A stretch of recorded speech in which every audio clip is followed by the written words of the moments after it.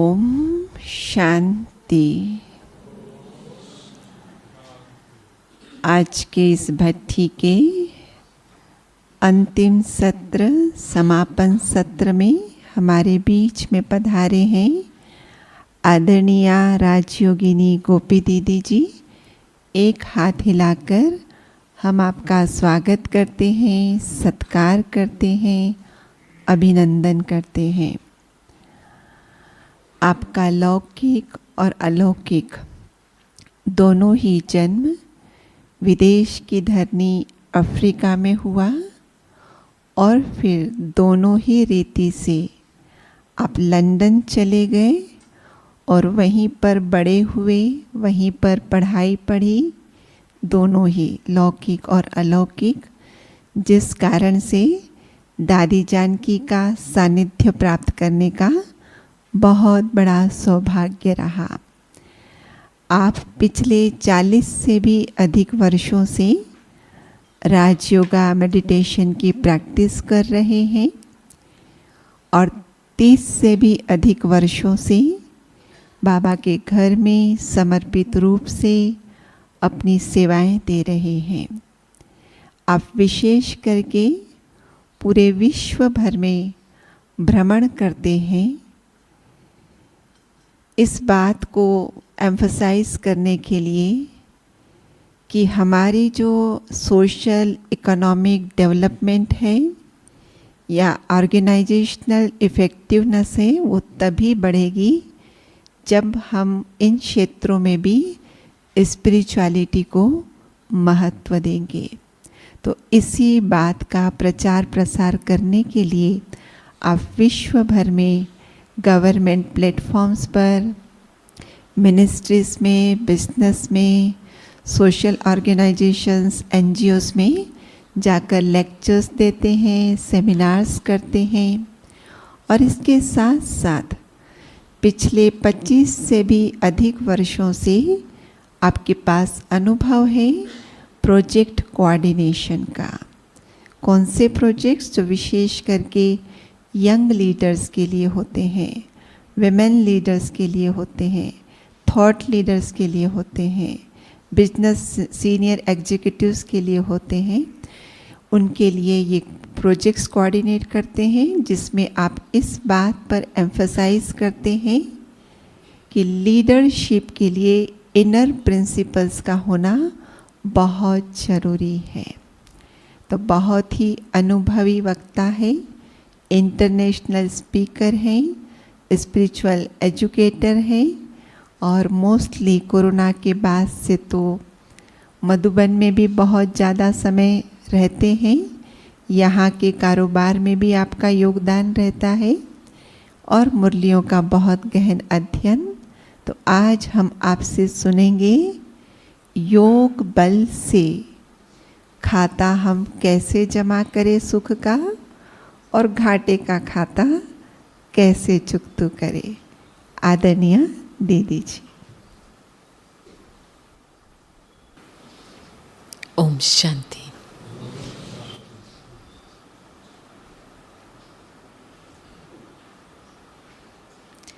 आज का जो विषय सुना तब मुझे अंदर से ये फीलिंग आई कि देखो यही है वो घड़ी, संगम युग की घड़ी में जब बाप स्वयं आते हैं और बच्चों को एक गारंटी देता है कि बच्चे बस तुम मुझे याद करो और सारे विकर्म विनाश हो जाएंगे। ये लिखत में गारंटी है, मूल्यों में, है ना। तो जब भी आपको कोई ऐसा गारंटी दे देवे तो इस गारंटी का फायदा क्यों नहीं उठा सकते हैं? और वो भी लिखत में दे देवे आपको गारंटी। बाबा ऊपर से देखते हैं बच्चों के खेल पाल। कई ऐसी फरियाद आती है बच्चों की, बाबा मेरा योग नहीं लगता है, बाबा सदा के लिए कैसे योग में रहे। आती है ऐसी फरियाद? होती है? हाँ। तो आज मुझे उसके डेप्थ में जाना है, कई बातों को समझने की आवश्यकता है और कई बातों को अनुभव करने की आवश्यकता है। हम कभी कभी ज्ञान मार्ग में बहुत ज़्यादा ज्ञान लेते हैं तो भी धोखा खाते हैं। कैसे? हाँ, ये होता है कि हाँ सब कुछ समझ लिया, कर्मातीत बन जाएंगे। हाँ, व्यास बन गए लेकिन अभ्यास नहीं हुआ है इसका। राइट? पूरी इंफॉर्मेशन ले ली लेकिन उसका प्रयोग नहीं होता है। तो जब भी कोई बोलता है क्यों मेरी अवस्था ठीक नहीं रहती, क्यों योग नहीं लगता है, इसका बस एक ही कारण है, अभ्यास प्रयोग की कमी। देखो, सारी नई सृष्टि किस आधार से बन रही है? किस आधार से बन रही है? बाबा के डायरेक्शन के आधार। सत्य युग, जो सत्य वचन है, जो श्रीमत है, उसके आधार से सत्य युग स्थापना होता है।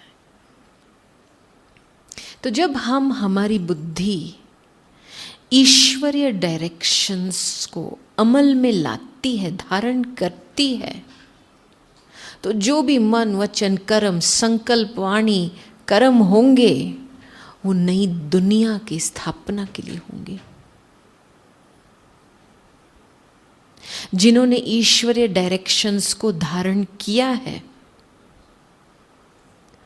वो अपनी अवस्था को योग युक्त बना सकेंगे।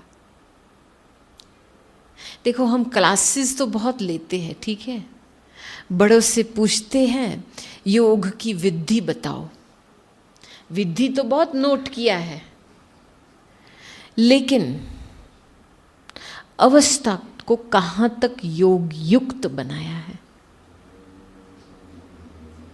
ये बहुत बड़ा कॉन्ट्रास्ट है। इसलिए कभी कभी बहुत ज़्यादा क्लासेस सुनने से भी माय आती है। जो कुछ सुना है, जो बातें दिल मन को टच हुई है, उसमें 70-80% ध्यान दे करके उसको अमल में लाने की कोशिश करो, तब जाकर के अंदर की कंट्रोलिंग पावर बढ़ती है। देखो, जब भी हम इंग्लिश में तो हम शब्द बोलते हैं रिमेम्बरेंस, इन बाबाज रिमेम्बरेंस, ठीक है। हिंदी में 2 शब्द आते हैं, एक है याद, दूसरा है योग। याद और योग में फर्क है। याद, आप कुछ ऐसी प्यारी चीज को याद करते, याद से स्मृति बनती है, याद से संबंध की फीलिंग आती है, याद से प्यार पैदा होता है। करेक्ट? नहीं? आप अच्छी बात याद करेंगे तो कौन सी फीलिंग इमर्ज होंगी? अच्छी फीलिंग इमर्ज होंगी ना। तो याद करने से एक अवेयरनेस बनती है और एक रस बैठता है, संबंध, सर्व संबंधों का रस बैठता है कि हाँ, सच में ये मेरा पिता है, ये माता पिता है, ये फ्रेंड है। और बाबा की ये वंडर है कि आपको जो जिस रूप में संबंध चाहिए, बाबा उस रूप में हाजिर रहेगा। ये खूबी है भगवान की। उनके तरफ से तो वो सर्व संबंध निभाते हैं। उसने बाप का संबंध निभाया, शिक्षक का संबंध निभाया, नीचे आकर के इस गंदी दुनिया में एक गंदा पुराना शरीर धारण करके हाँ ज्ञान देता है। आप में से किसी को बोला जाए कि आप जाओ आपकी शुद्ध वातावरण को छोड़ करके एक गंदा वातावरण में जा करके ज्ञान सुनाओ, आप करेंगे? तो ये क्या है? बाबा का प्यार है ना। तो सतगुरु का संबंध निभाया। अभी मैंने कहाँ तक, वो बाप है तो मैं कहाँ तक बच्ची बनी हूं? जो बच्ची आज्ञाकारी, हर फरमान डायरेक्शन की आज्ञाकारी कहाँ तक बनी हूं? ये याद का प्रूफ है। जिसके साथ संबंध करते, संबंध वन वे स्ट्रीट नहीं होता है, दोनों तरफ पुरुषारत होती है ना। नहीं, संबंध में हम एक्सपेक्टेशंस जब रखते हैं ना, इसका मतलब है कि हम हमारी रिस्पॉन्सिबिलिटी को महसूस नहीं किया है। तो जब मैं एक आज्ञाकारी बच्ची बनती हूं, तब जाकर के बाप का प्यार, विश्वास प्राप्त होता है। ऑटोमेटिक, मांगना नहीं पड़ता है। जब मैं एक्यूरेट स्टूडेंट बनती हूं, पढ़ाई पर ध्यान देती हूं, मंथन करती हूं, तब ऑटोमेटिकली टीचर की दुआएं मिलती हैं। वो फीलिंग आएंगी ऑटोमेटिक, क्योंकि मैंने वो संबंध निभाया ना। तो जैसे हम संबंध निभाते, ऑटोमेटिक बाबा से रिस्पॉन्स मिलता है। जब मैं वफादार रह करके वो डायरेक्शन पे चलती हूँ, बाबा को सतगुरु बना दिया, तो सतगुरु की कृपा से मंजिल तक पहुंचेंगे। अभी कहाँ तक मैं इन संबंधों का फायदा अपने जीवन में लिया है, ये बस आप इस सेशन में साक्षी होकर के अपने आप को देखो, क्योंकि यही टाइम है जो हम सर्व संबंधों का कॉन्ट्रैक्ट एक भगवान के साथ कर सकते हैं। और अभी के समय अनुसार जो सर्व संबंधों का कॉन्ट्रैक्ट हम निकालते हैं, सारे कल्प में हर एक संबंध में बाबा हमको रिटर्न देगा।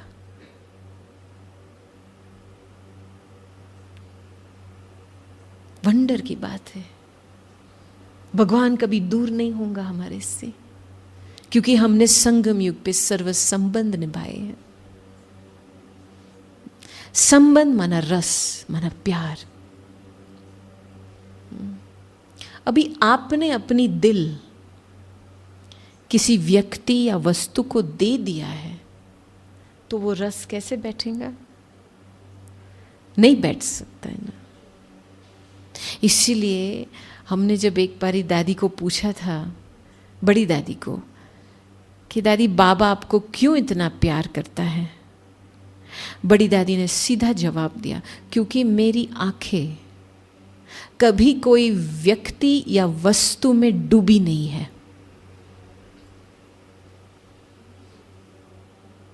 वन बाबा ना नदर। देखो, बाबा के साथ जैसे आपस में लौकिक के हिसाब से आप देखो तो अट्रैक्शन होता है ना, मेल फीमेल का, ठीक है, वो तो सारी दुनिया इस आधार से चलती है। ज्ञान मार्ग में हमको बाबा के साथ अट्रैक्शन बनाना है। इतना गहरा अट्रैक्शन होना चाहिए कि माया की हिम्मत नहीं है किसी और डायरेक्शन में हमको खींच लेवे। अभी मैं आपको पूछती हूं, how do you make your self attractive to God?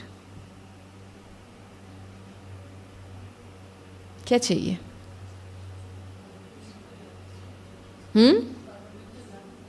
बाबा की श्रीमत पर चलकर, और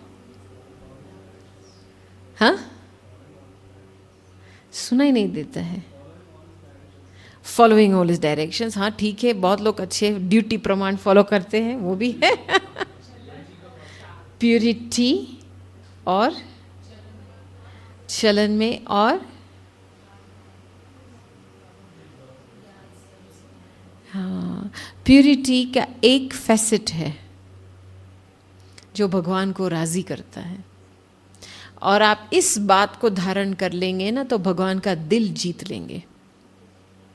कौन सी एक बात है जो प्यूरिटी के संबंधित है?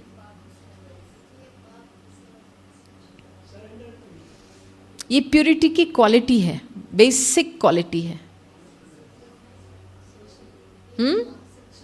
सच्चाई। सच्चाई से दिल साफ रहता है। देखो, हम छोटे बच्चे को क्यों इतना प्यार करते हैं?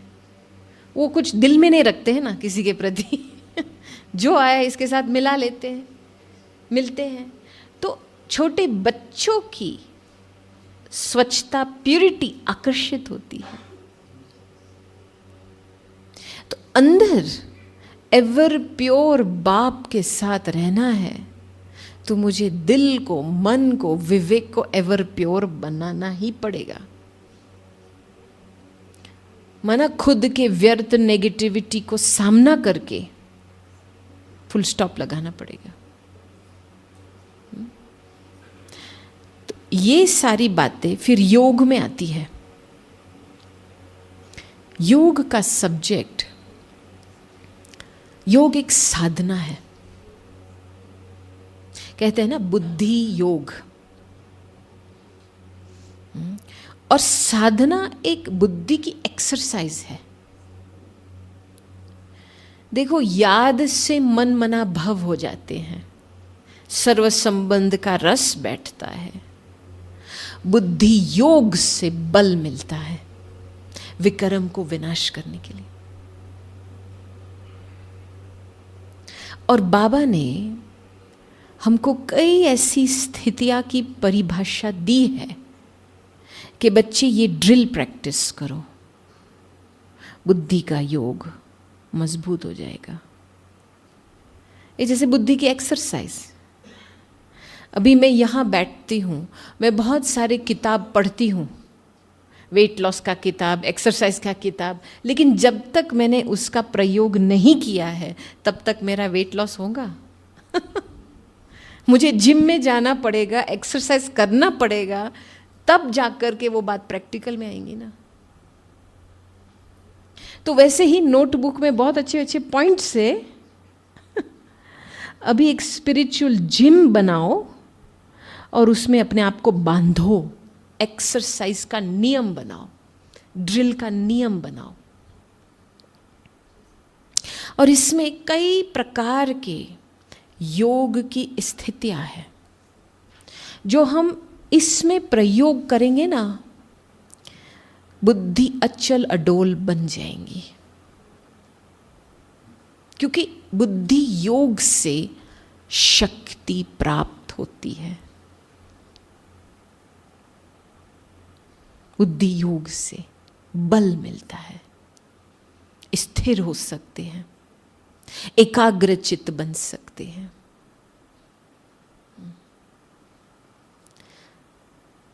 पहली अवस्था जो बाबा ने बार बार मुरलियों में अंडरलाइन किया है, साक्षी दृष्टा।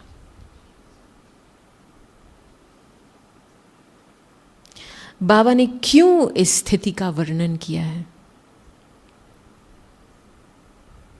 क्योंकि जब भी हम साक्षी बनते हैं तो हम सारी बातों को ऑब्जर्व करते हैं। करेक्ट?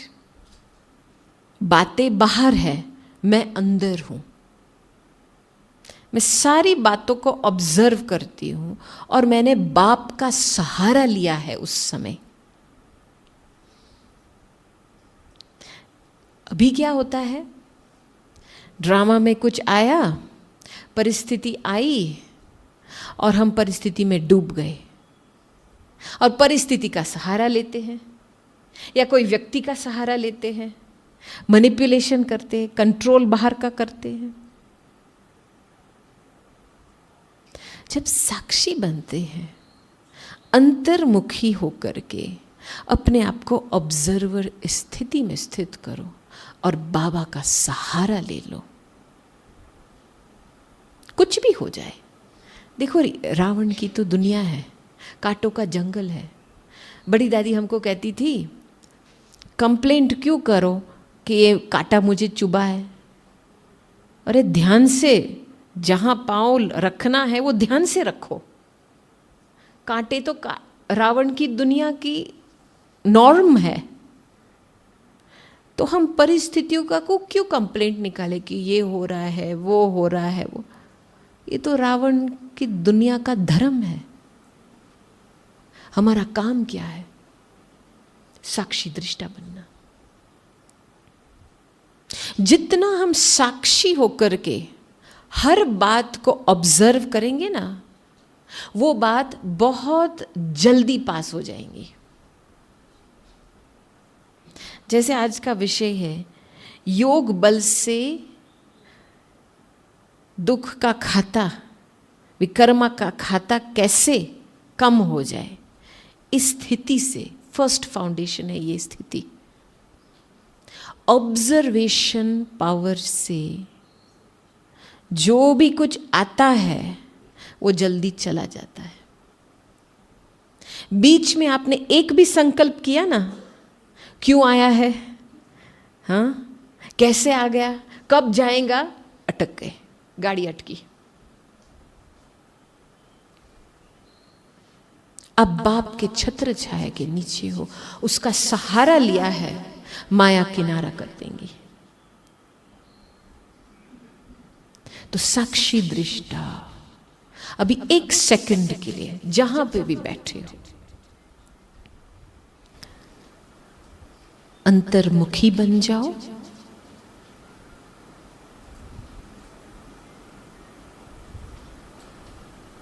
अपना ध्यान अंदर की तरफ ले लो।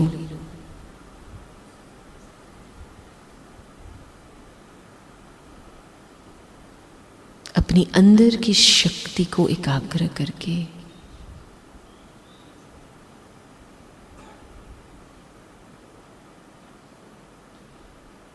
प्रकृति के बीच में अपना सिंहासन धारण कर लो।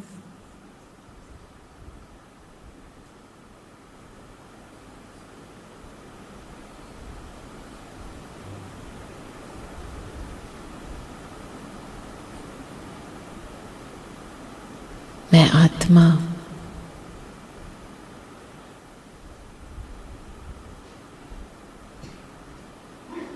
इस रथ को चलाने वाली आत्मा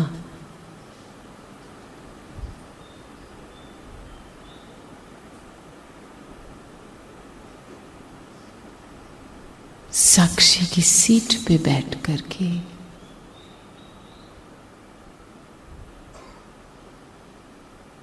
बाबा का साथ मिला है।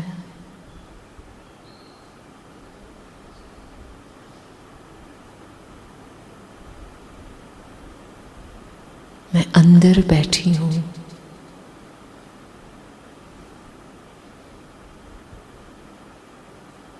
और सारी दुनिया की परिस्थितियां बाहर है।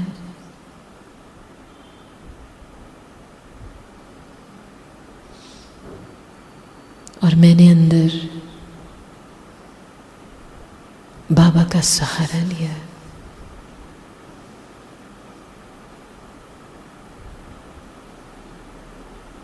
मैं सेफ हूं।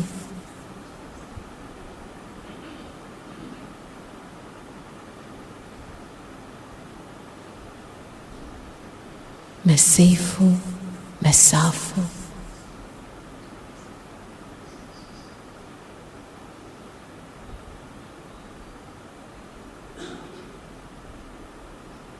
और ये महसूस करती हूँ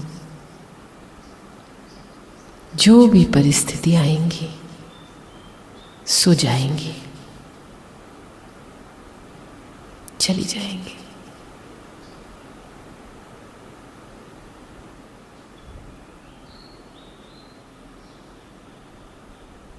बाप के छत्र छाया के नीचे धैर्यवत होकर के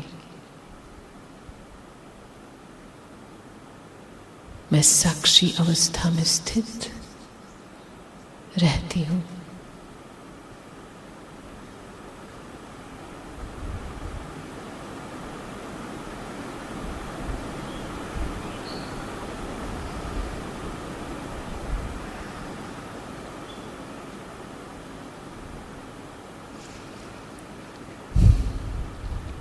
शांति।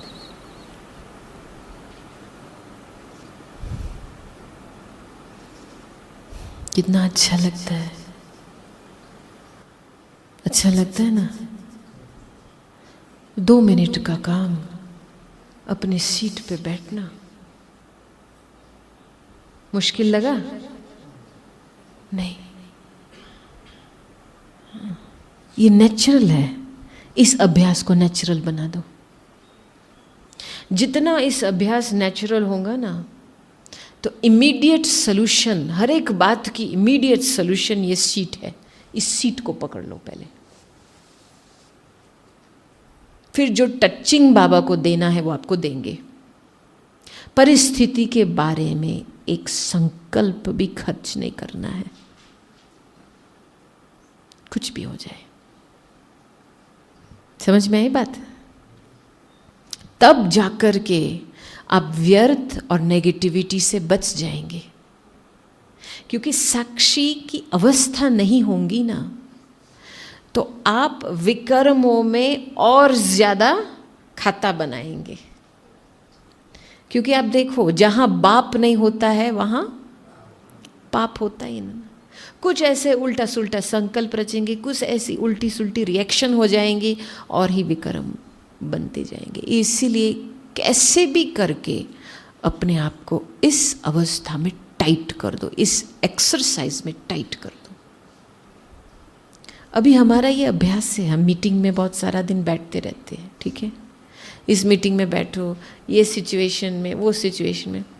मैं कभी सिचुएशन के बारे में सोचती नहीं हूँ। मीटिंग में बुलाया, हम बैठे, पहले हम साक्षी अवस्था में सेट हो जाते हैं।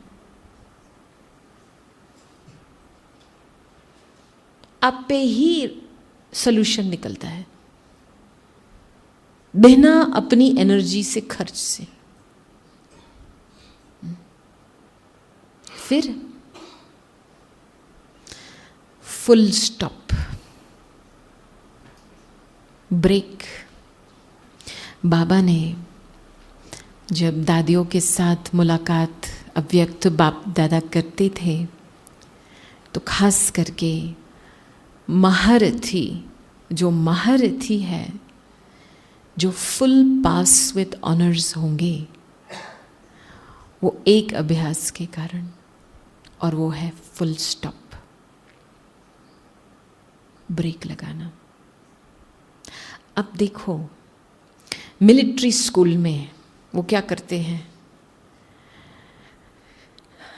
सिपाही लोगों को, सोल्जर्स को बहुत फास्ट से भगाते हैं, फिर डायरेक्शन देते हैं स्टॉप। स्टॉप नहीं होता है, फेल। तो बाबा भी ऐसे ही, आप एक्सट्रीम में जाकर के देखो, आप रोक सकते हो गाड़ी को?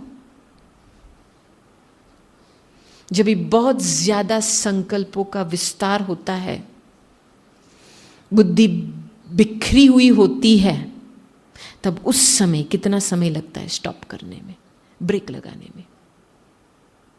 ब्रेक को मजबूत करना है। क्यों हमारे पास ट्रैफिक कंट्रोल का रवाज है? ब्रेक को मजबूत करने के लिए।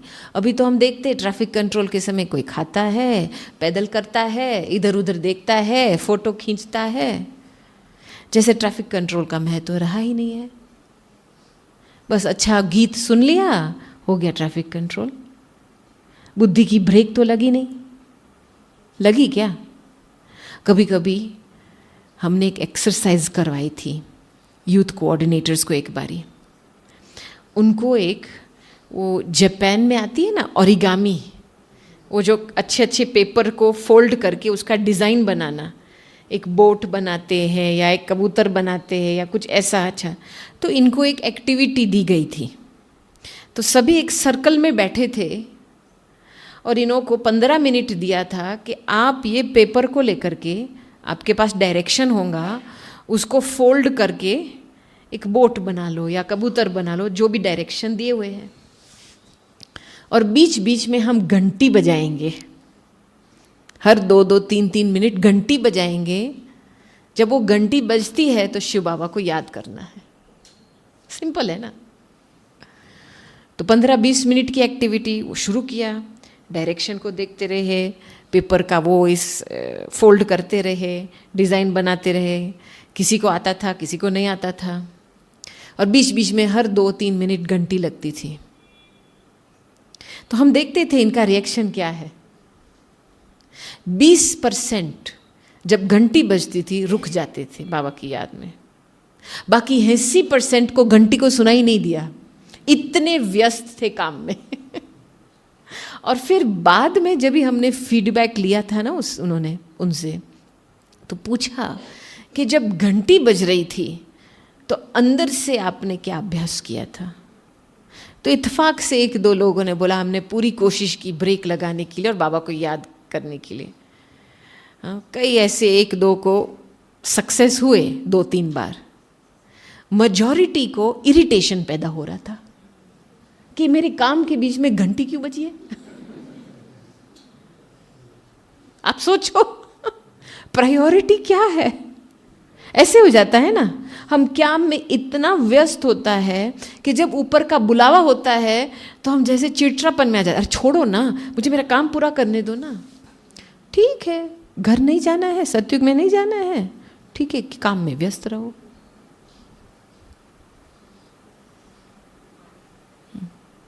तो इसीलिए बाबा ने हमारे लिए क्यों ब्रेक लगाने का अभ्यास, फुल स्टॉप लगाने का अभ्यास बार बार। देखो हमारे दिन में कभी दिनचर्या में इतना पैक हो जाता है और ऐसे मीटिंग में हम बैठते हैं जो बहुत सारी बातें होती है, कॉम्प्लिकेटेड बातें होती है, और हम मीटिंग के बीच में हम फुल स्टॉप न लगाए तो हम दूसरी मीटिंग भी न कर पाए। क्योंकि फुल स्टॉप लगाने से पता है कौन सी शक्ति पैदा होती है? कौन सी शक्ति पैदा होती है? हाँ, कंट्रोलिंग पावर। और हाँ, और हाँ, वो तो कंट्रोलिंग पावर से आ जाती है, ब्रेकिंग से कंट्रोलिंग पावर बनती है, और दूसरी शक्ति बनती है भूलने की शक्ति, पास्ट को भूलना। आपने एक बारी फुल स्टॉप लगाया, गाड़ी आगे चल पड़ी ना। एक भाई आया था रतन मोहिनी दादी के पास, दादी का इंटरव्यू कर रहा था। उसने बोला दादी मैं 40 साल से ज्ञान में हूँ, बहुत सारा मैंने बहुत समय से मैंने राजयोग सीखा है, लेकिन पिछले 1-2 साल में ही मुझे महसूस हुआ है कि मैं आत्मा हूँ, और वो गहरे रूप से रियलाइजेशन हुआ है कि सच में मैं आत्मा हूँ। तो मैं अपने आप को सोच रहा था कि 35 साल के लिए तुम क्या कर रहा था। तो इतना सारा लंबी चौड़ी बातें की दादी के सामने, और फिर दादी ने बहुत बड़े प्यार से सुन ली उनकी बातें। फिर लास्ट में दादी ने बोला अच्छा रियलाइज किया है कि तुम आत्मा हो? हाँ दादी, फुल स्टॉप, मूव ऑन। ये दादी का जवाब था, फुल स्टॉप, आगे बढ़ो अभी। माना हमारी आदत क्या होती है, जो पीछे की बातें हुई है उसकी एक कहानी बनाना, हाँ? और वो कहानी का प्रचार करना, मेरे साथ ये हुआ, वो हुआ, फलाना हुआ, टीड़ा हुआ, ऐसे हुआ। अरे सीखा क्या आपने, रियलाइज क्या किया? रियलाइजेशन को लेकर के आगे बढ़ो। और फालतू कहानी को छोड़ो। यही है ना, करेक्ट? तो हर एक सिचुएशन में फुल स्टॉप लगाना माना क्या? कहानी को फुल स्टॉप लगा दो। जो अंदर मन बुद्धि बोलता रहता है ये ऐसा है वैसा है ऐसा होना चाहिए, बस उसको फुल स्टॉप लगा दो, उसको छोड़ दो, और जो काम की चीज है उसके आधार से आगे बढ़ो। अभी मैं आपको रिक्वेस्ट करती हूं, आप 1 सेकंड में एक बहुत प्रिय अनुभव याद करो। आपके ब्राह्मण जीवन में एक अनोखा ऐसा अनुभव याद करो।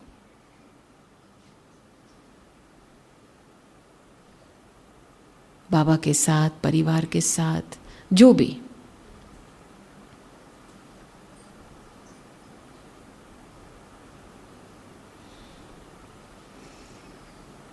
आप कहाँ थे? कौन सी जगह पे थे? क्या कर रहे थे? उसके विस्तार में चले जाओ।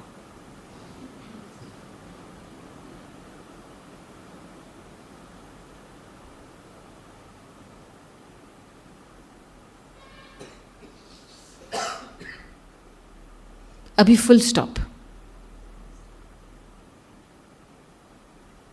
सब कुछ समेट के फुल स्टॉप।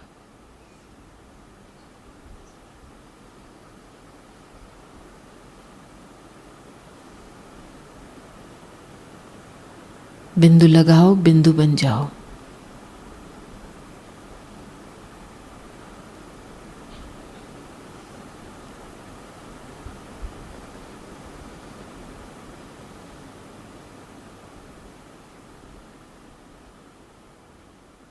ओके, अभी साक्षी होकर के एक कर्म बंधन को याद करो।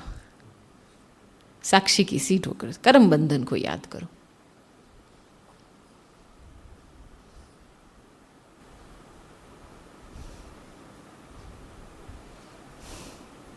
उसके विस्तार में चले जाओ।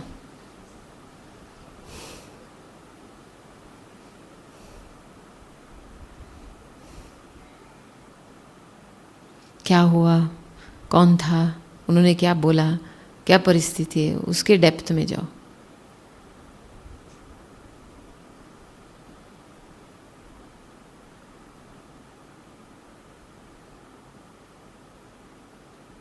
अभी फुल स्टॉप लगा दो। बिंदु लगाओ, बिंदु बन जाओ।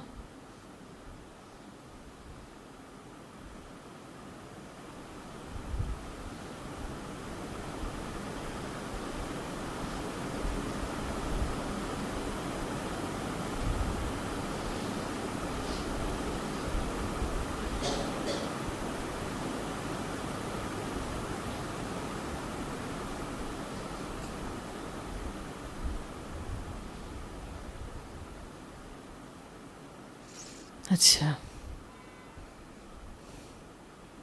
कौन से अनुभव में आपको फुल स्टॉप लगाने में सहज था? पहला अनुभव, जिसका पहला अनुभव में फुल स्टॉप लगाने का सहज था वो हाथ ऊंचा करो। ठीक है। और दूसरा अनुभव में? अच्छा, बहुत थोड़े थे जिसका फुल स्टॉप लगा सके। आप फुल स्टॉप लगा सकते? दूसरे अनुभव अच्छा थोड़े थे। अच्छा, इसका पर्पस क्या था? जब भी हम चक्र को उल्टा फिराते हैं, बैकवर्ड जाते हैं, बैकवर्ड माना पास्ट में जाते हैं, फुल स्टॉप लगाना बहुत डिफिकल्ट होता है। चक्र को उल्टा फिराना माना क्यों हुआ, कैसे हुआ, प्रश्न में चले जाना, एनालिसिस करना। ठीक है, फिर आप फुल स्टॉप लगाने का प्रयोग करेंगे, डिफिकल्ट होगा। लेकिन जब वर्तमान समय अनुसार एक खूबी दिखाई देंगी, अच्छाई बात को दिखाई देंगी, आगे बढ़ने का प्रश्न करेंगे, अभी क्या करना है, उसके विस्तार में भी जाएंगे आप, उसके बीच में आप फुल स्टॉप लगाएंगे तो सहज हो जाएगा। You understand? मैं क्यों आपको बता रही हूं? क्योंकि एक सोच की धारा बनानी है ताकि हम योग का अभ्यास इजी रूप से करें। समझ में आई बात? हाँ।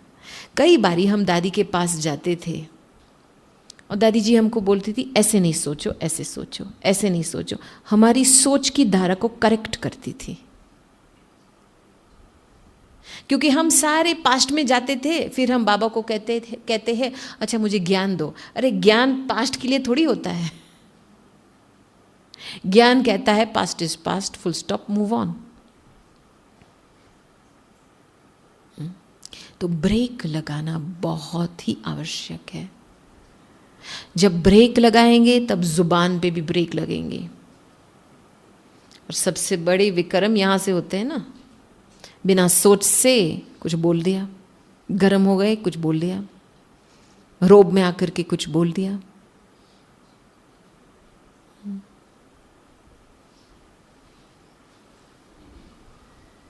ठीक है ये आपके लिए। मैं क्यों आपको अनुभव में लेके जाती हूं?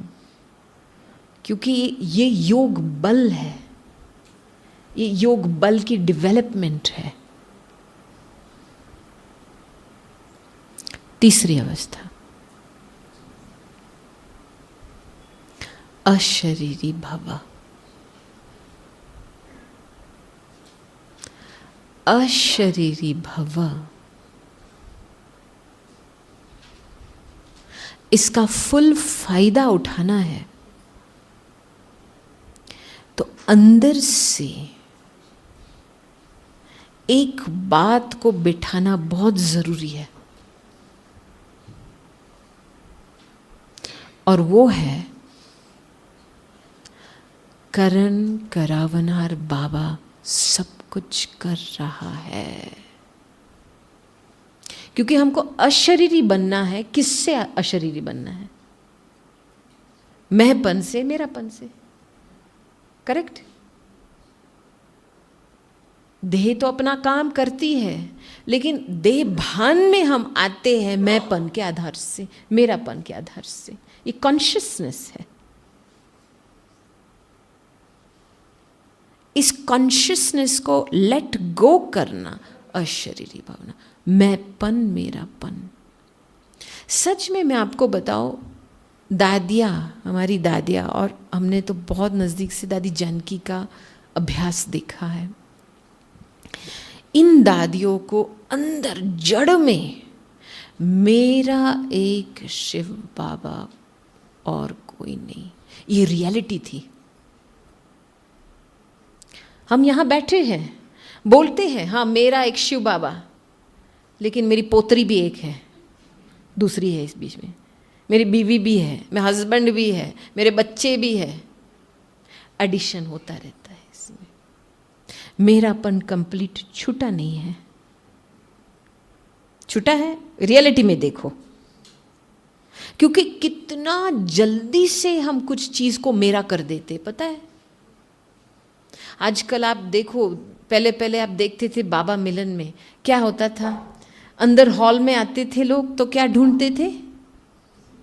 क्या ढूंढते थे? मेरी सीट। करेक्ट? वही होता था ना।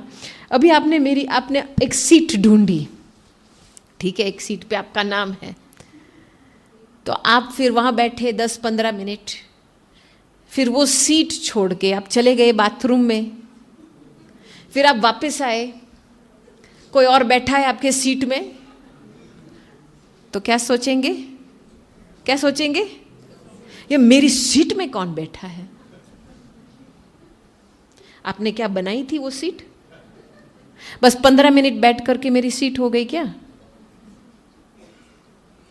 हंसने की बात है, ऐसे देखा जाए तो हंसने की बात है, लेकिन सारा दिन हमारा यही धंधा होता रहता है।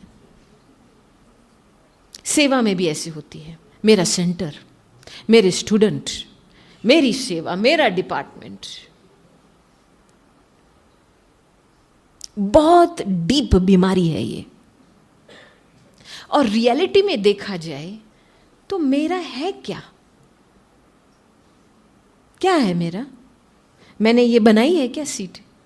नहीं। ये कपड़े बनाए हैं मैंने? नहीं। ये मटेरियल मैंने बनाई है? नहीं। जो घर में आप रहते हो आपने बनाए हैं खुद हाथों से घर? ईंट वीट बनाई है हाथों से? नहीं। वो ईंट भी धरती की है। तो क्या आप कैसे मेरा बोल सकते हो? मेरा पैसा, अच्छा आपने नोट बनाई थी क्या? कॉमन सेंस की बात है, ये रियलिटी की बात है। हम क्या करते हैं, लोक लाज में आकर के ये मेरा मेरा शब्द बहुत आसानी से निकलता है मुंह से। हमने आपको धोखा दिलाया है, लेकिन रियलिटी में है क्या? मेरा कुछ है ही नहीं।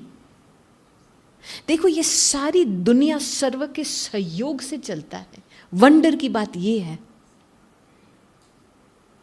जिन्होंने ये हॉल बनाया हम आज बैठ करके उसका फायदा ले रहे हैं, ठीक है? जिन्होंने कुर्सी बनाई हम आज लेकर के उसका फायदा ले रहे हैं। सभी के सहयोग से ये पूरी दुनिया चल रही है। इसमें मेरा क्या आ गया? मेरा किया, गाड़ी रुक गई, सहयोग लेने देने की शक्ति रुक गई। तो अपने आप को डेप्थ में जाकर के छुड़ाओ। कोई एक बहन आई थी मेरे पास 2 दिन पहले, कह रही थी बहन जी मेरी बेटी मेडिकल स्टडीज़ कर रही है और मैं चाहती हूँ वो बाबा की तरफ भी आए। मुरली तो पढ़ती है, बहुत ध्यान से पढ़ती है, लेकिन मुझे वरी है कि वो मेडिकल में टू मच जाएंगी तो वो किनारा कर देंगी बाबा से। मैंने बोला आपकी बेटी की उम्र कितनी है? 19 साल की है। मैंने बोला वो अभी बच्ची नहीं है, वो एडल्ट है, मुरली पढ़ रही है ना, वो अपनी डिसीजन लेंगी, आप छोड़ो। फालतू बैठ करके मेरी बेटी में चिंता, बाबा उसको मदद, ये क्यों फालतू आप अपने आप को गवा रहे हो? देखो ये मेरेपन, मोहपन बीमारी है। खुद अपने चिंता को हम पैदा कर लेते हैं, हमने अपने आप को धोखा दे देते, फिर योग में बैठ करके बाबा इसको साकाश दो, बाबा इसको समझाओ, बाबा इसको नजदीक करो, सारा टाइम वेस्ट। टाइम वेस्ट है ना। माता की तरफ में ज्यादातर देखती हूँ क्योंकि ज्यादातर कंप्लेंट माताओं की तरफ आती है। हाँ, इसीलिए जड़ में जाकर के मेरा है ही नहीं कुछ। और मैंपन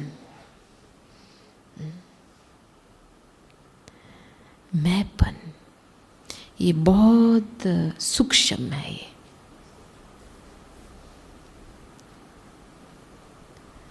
देखो बाहर के रूप से मैं कौन हूं? चलो मैंने इस लाइफ में डिग्री किया है, डिग्री लिया है, बहुत सारा कुछ बाबा ने करवाया है, तो मैंपन किसका? कराया है उसने और मैं क्रेडिट लेती हूं मैंने किया।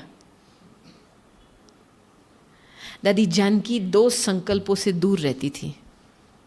एक है मैंने कुछ किया, दूसरा है मुझे कुछ करना है। मैंपन की ये 2 निशानी होती है। ये जो प्रेशर डालते हैं ना मन में, मुझे ये करना है, मुझे ये करना है, मुझे, ये मैंपन को बढ़ाता है। दूसरा मैंने ये किया, ये मैंपन को बढ़ाता है। फिर सेवा में क्या फीलिंग आती है? अच्छा किसी ने देखा नहीं, किसी ने मुझे अप्रिशिएट नहीं किया, मैं कितना करती हूं, किसी ने बोला भी नहीं, ये कैसे है ये लोग? वो फीलिंग आती है ना। क्यों? मैंपन। करण का रावणहार करा रहा है, इसके बीच में मैंपन की क्या जरूरत? हम दादी को बहुत कंप्लेन करते थे, दादी हमारा काम बहुत ज़्यादा बुद्धि का काम है, डिटेल में जा कर के पॉलिसीज डॉक्यूमेंट लिखो, तो उसमें हम कैसे अभ्यास करें। दादी ने बहुत अच्छी विधि बताई कि बीच बीच में बुद्धि को अशरीरी बना दो, माना उस चीज का मैंपन मेरापन छोड़ दो। जैसे आप समझो कुछ सेवा करते हो, ठीक है, बीच में स्टॉप करके बुद्धि को अशरीरी बना दो। जैसे वो फीलिंग छोड़ दो कि मैं कुछ कर रही हूं।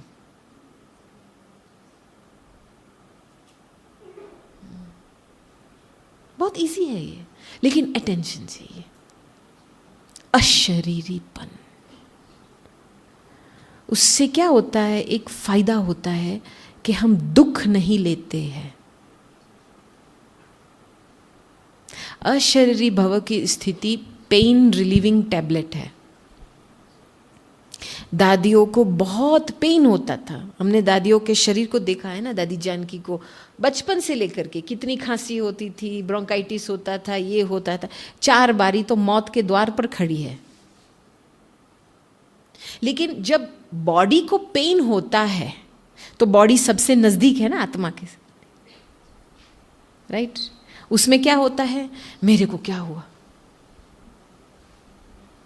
ये मुझे क्या हुआ, उसको भी त्याग करना, अपने आप को अशरीरी बनाना। ये बाबा का रथ है, बाबा को समर्पण की हुई रथ है, बाबा संभालेगा। उस विश्वास में बुद्धि को समर्पित रखना। और फिर देखो इतना जल्दी प्रकृति रिस्पॉन्ड करती है, क्योंकि वृत्ति सतो प्रधान रहती है ना। अशरीरी बनो से वृत्ति सतो प्रधान रहती है। वृत्ति जब सतो प्रधान रहती है, आप पे ही प्रकृति जल्दी जल्दी परिवर्तन होती है। जब वृत्ति रजो प्रधान होती है, दुविधा में आ जाते हैं, ये क्यों हुआ, कैसे हुआ, कब जाएगा, कब आएगा, तो बीमारी लंबे समय तक रहती है, प्रकृति परिवर्तन नहीं हो सकती है। और जब वृत्ति तमो प्रधान होती है तो हम बीमारी में ही फंस जाते हैं, तब तो वो बीमारी कभी नहीं छूटेंगी। तो इसीलिए अशरीरी भव, अशरीरी भव, ये फीलिंग त्याग करो कि मैंने कुछ किया, मुझे कुछ करना है।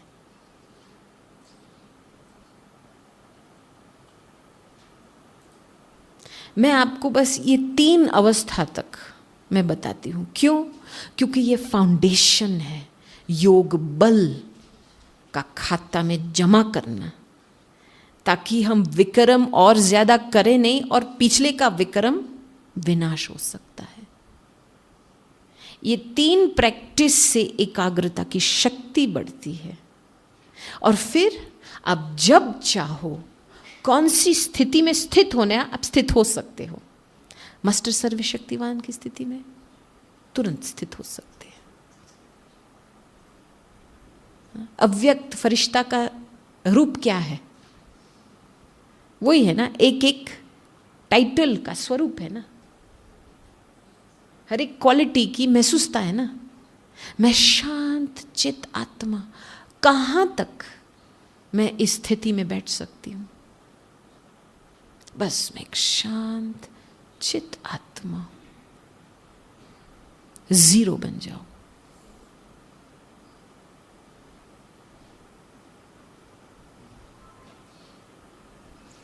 फिर आप अपने आप को एक हीरो महसूस करेंगे।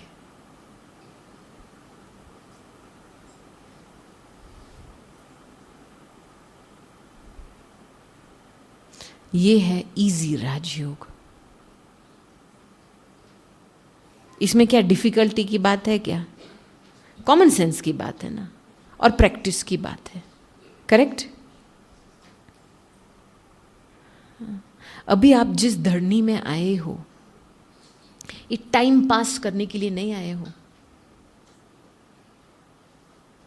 ये बाबा की तपस्या भूमि है। इस भूमि पे तपस्या किया हुआ फल बाबा और मम्मा ने कर्मातीत अवस्था पाई। अभी आप घर बैठे कंप्लेंट करते रहते हो, मेरा बच्चा, मेरे बेटे, मेरे घर, मेरे स्कूल, मेरा जॉब वगैरह, यहाँ बैठ करके सेम करेंगे तो नतीजा क्या होगा? दृढ़ संकल्प से वो बातें छोड़ो और इस अभ्यास में लग जाओ जितना भी टाइम है आपके पास। एक तो मोबाइल फोन का त्याग करो, कैमरा फोटो लेने का त्याग करो, अंतर्मुखी अवस्था में अपने आप को बांध लो और इसका अभ्यास शुरू करो। यहाँ से बीज यहाँ से बोना है, तब जाकर के एग्जाम हॉल में जो आपका घर है जहाँ पे आप जाएंगे, तब जाकर के आप टेस्ट को पास करेंगे। नहीं, अव्यक्त बाप दादा क्या कहता था हमको? बाप दादा ये कहते थे कि हर एक शक्ति और गुण के डेप्थ में जाओ। देखो, सहनशीलता कौन सा गुण, ये क्या है सहनशीलता? इसकी परिभाषा क्या है? उसको कैसे अमल में लाया जाए, कब अमल में लाया जाए? और जब मैं सहनशीलता की शक्ति नहीं यूज करती हूं तो कौन से विघ्न आते हैं मेरे सामने? अपनी बुद्धि को टेस्ट पेपर की डिटेल में लेके जाओ। जो मास्टर होता है एडवांस में उसकी रिवीजन होती है ना टेस्ट पेपर की। ऐसे थोड़ी एग्जाम हॉल में आकर के रिवीजन शुरू करो। तो एक एक शक्ति को लेकर के एकांत में एक जगह पे बैठो और एक एक शक्ति के डेप्थ में चले जाओ। इसकी परिभाषा क्या है, कब यूज किया जाए, कैसे यूज किया जाए, और जब मैं ये शक्ति यूज नहीं करती हूं तो कौन से विघ्न मेरे सामने आते हैं। तब जाकर के आपको एक रियलिटी पता चलेगा। तो अभी आपके पास बचा है क्या? एक दिन और, आज का दिन। अच्छा, नहीं, today is the first day of a new chapter, not last day. जाने से पहले कुछ काम करके जाना है। एक चीज को छोड़ के ही जाना पड़ेगा आपको। और सच में अपने आप को इन अवस्थाओं में बिजी रखो। बस इसमें आप बिजी रहेंगे ना, ऑटोमेटिक आपके आसपास रेजोल्यूशन होता रहेगा, क्योंकि शक्ति जमा कर रहे हैं ना आप, और उस शक्ति से सारा संसार चलता है। जब आप अधीन बन जाते हो, वीकनेस होती है, तभी गाड़ी अटकती है। तो अभी जो आराम पसंद बने हैं, व्यर्थ के कुटिया पे बैठ करके व्यर्थ सोच, व्यर्थ माइंड सेट को त्याग करके जाओ। सच में अपने आप के साथ बहुत स्ट्रिक्ट रहना पड़ेगा, तब जाकर के मंजिल तक पहुंच पाएंगे। इधर उधर ज्यादा अपने आप को लूस ढीला रखा, ओम शांति, माया गाड़ी हाईजैक कर लेंगी। वो बैठी है कि इसका पांव, बुद्धि का पांव कब खिसके मैं उसका एडवांटेज ले लूं। तो क्यों हम इसको चांस देवे? ठीक है, ओके जी।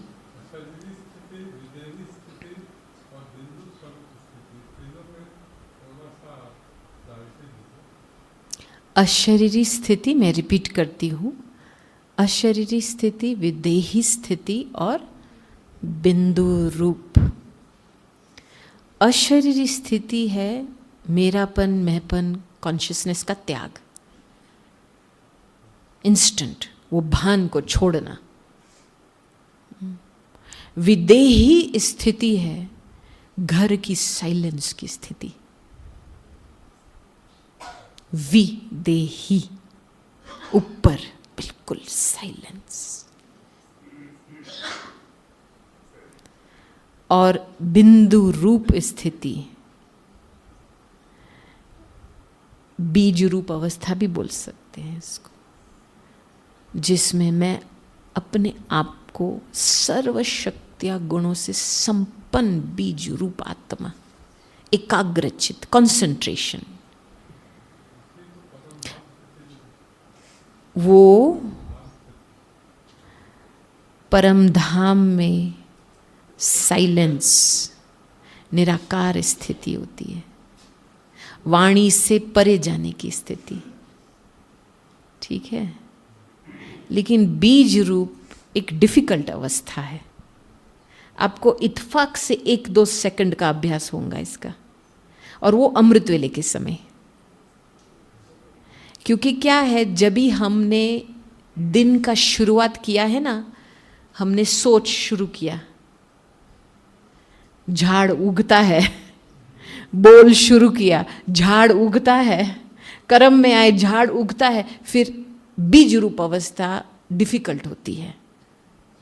तो बीज रूप अवस्था सवेरे समय, अमृत वेले समय पे उस स्थिति को थोड़े समय के लिए पकड़ो। बीज रूप आत्मा सर्वगुण सर्वशक्तिया से संपन्न।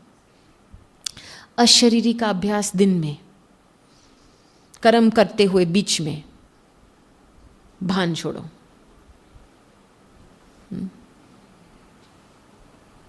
ठीक है, ओके।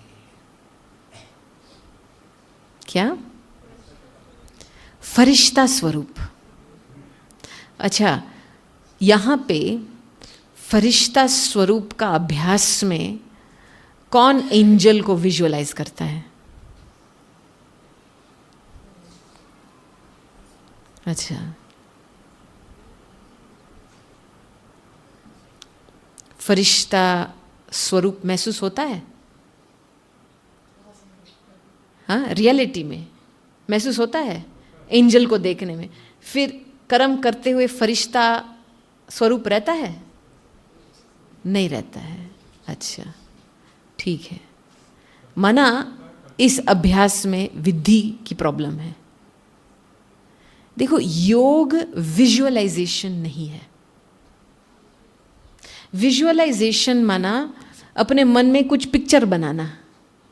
जैसे आप मूवी थिएटर में जाते हो, मूवी को, अच्छी मूवी देखते हो, अच्छा लगता है। जैसे मूवी थिएटर को छोड़ते हो, वो फीलिंग भी गायब। तो वैसे ही अपने मन में विजुअलाइज करके मूवी बना दिया, बहुत अच्छा लगता है। मूवी जैसे बंद हो जाती है, स्थिति वैसे ही वैसे। योग है अशरीरी बनने का, लेट गो, बिंदु बनने का। और उसमें खास करके फरिश्ता रूप की स्थिति है कि हर आत्मा के गुण के डेप्थ में जाना है। देखो, आत्मा का मेन गुण है प्यूरिटी। एक टाइटल को लेकर के उस टाइटल में स्थित अनुभव के डेप्थ में चले जाओ। मैं एक एवर प्योर पूजनीय आत्मा हूं, उसको महसूस करो। क्योंकि आत्मा की हर एक क्वालिटीज में लाइट है। आप जितना इस क्वालिटीज के डेप्थ में जाएंगे ना, आप न्यारा दिखाई देंगे, एक न्यारापन दिखाई देगा। जो भी आप कार्य करेंगे, ऐसे लगेगा कि आप यूनिक हो इस बात में, क्योंकि आप उस क्वालिटी से कर रहे हो। कभी अपने आप को टाइम दिया, शांति में चले जाना, गहरे साइलेंस में चले जाना। तो एंजल का स्वरूप विजुअलाइज करने से क्या फायदा? जब आप एंजल की क्वालिटीज को भी महसूस नहीं कर रहे हो, तो इसका रूप को देखने में क्या फायदा? बस अपने आप को धोखा खिलाना, मैंने एंजल देख लिया तो मैं एंजल बन गई। The meaning of an angel is one that is filled with qualities. तो अपने आप को, बाबा ने हमको कितनी बारी होमवर्क दिया है, बच्चे अमृत वेले समय एक टाइटल ले लो, स्वमान ले लो, उसके डेप्थ में चले जाओ, ऑटोमेटिक आप एंजल बन जाएंगे। क्योंकि जिस अनुभव के डेप्थ में आप गए हो ना, वही अनुभव कर्म में ऑटोमेटिक आएगा, आपको चलाएगा। तो आप सभी के सामने फरिश्ता माफिक लगेंगे ना, देखो ये कितनी शांत है आत्मा, इसके मुख से कितनी लाइट चमकती है। ये विजुअलाइजेशन से होगा क्या? कितना कॉन्ट्रास्ट है ये इन दोनों के बीच में, समझ में आई? यस, जिसने ये प्रश्न पूछा। ओके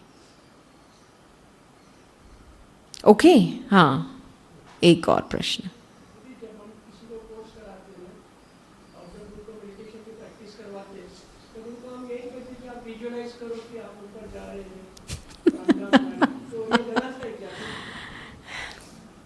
देखो, बिगिनर्स के लिए मैं मानती हूँ एक थोड़ा मन बुद्धि को ट्रेनिंग देने के लिए कभी ज़रूरत होती है, लेकिन ये एक मेडिटेशन कहेंगे, लेकिन योग और याद की क्या कहेंगे, उसकी प्रैक्टिस जमा होंगी जब अंदर से उस आत्मा को भगवान की सही परिचय मिली है और उसको अंदर से ये रियलाइजेशन पैदा हो कि हाँ, सच में मैं आत्मा हूं और मैं भगवान की संतान हूं। जब तक ये रियलाइजेशन अंदर से पैदा नहीं हुआ है ना, तो आप नाम रूप से मदद लेकर के चलेंगे कुछ पिक्चर की मदद लेकर से चलेंगे, क्योंकि रियलाइजेशन से अपने आप को नहीं चला रहे हो। तो इसीलिए किसी में ये रियलाइजेशन जागृत करना है तो कितना अनुभव चाहिए खुद को। ये टीचर माना नंबर 1 स्टूडेंट नहीं, दीदी मनमोहिनी हमको कहती थी, पूछते थे कितने को कोर्स कराया, कितने ब्राह्मण बने, नहीं, कितने को भगवान के नजदीक लेके आए। ये है सेवा का प्रूफ, जो इसके मुख से ये शब्द निकले, हाँ मैंने रियलाइज किया मैं आत्मा हूं और मैं परमात्मा की संतान हूं। जब वो ये रियलाइज करता है, आपका काम खत्म, फिर वो अपने पैर पे खड़ा हो गया। समझ में आई बात? ये हमारा धंधा है। ओके, थैंक यू सभी को बहुत बहुत। नहीं, ये तो बाबा का ज्ञान है। हमारी शुभ आश है कि आप यहां से एक दृढ़ संकल्प लेकर के जाओ। संकल्पों को साधारण नहीं छोड़ो, टाइम वेस्ट हो जाता है। हर घड़ी प्रेशियस है हमारे लिए, और एक एक घड़ी में दृढ़ता से चलेंगे, सफलता आप पे ही छत्र छाया के माफिक घूमती रहेगी। तो ये हमारी शुभ भावना है आप सभी के लिए। चलो 10 मिनट